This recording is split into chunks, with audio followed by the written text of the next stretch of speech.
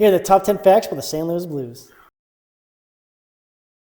Founded in 1967, the team was named after the famous W.C. Handy song, St. Louis Blues. The iconic Blue Note logo was a musical note with a wing, has remained almost unchanged for over 50 years. The Blues were part of the 1967 Next Six expansion, and they made history by reaching the Stanley Cup Finals in each of their first 3 seasons, in 1968, 1969, and 1970, though they were swept in all 3 series. In 1996, the Blues briefly acquired Wayne Gretzky from the Kings. The Great One only played 18 regular season games for St. Louis before leaving as a free agent, but his short stint remains one of the most famous chapters in the team's history.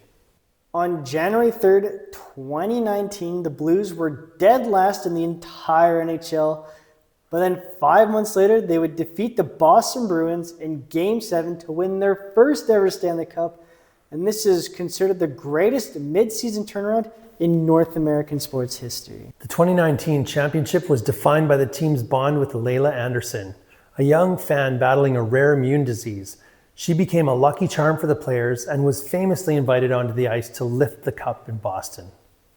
In the early 90s, the duo of Brett Hull, the Golden Brett, and Adam Oates formed one of the most lethal scoring pairs in history, with Hull scoring a staggering 86 goals in the 1990-91 season, the 3rd highest single season total in NHL history. Federico was the first player in NHL history to record at least 50 assists in 10 consecutive seasons.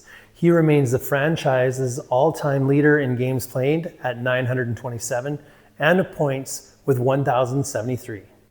Their home arena in downtown St. Louis is famous for its deafening goal horn and the towel man, fan Ron Backel, who counts down every goal by throwing a towel into the crowd. The rivalry between the Blues and the Chicago Blackhawks is one of the most bitter in the NHL. It has been a staple of the league since 1970. Before moving to their current home in 1994, the team played at the St. Louis Arena, also known as the Checker Dome, and it was a barn-like building known for having some of the best acoustics and most intimidating crowds in hockey. Thank you for tuning in on this episode. Please subscribe,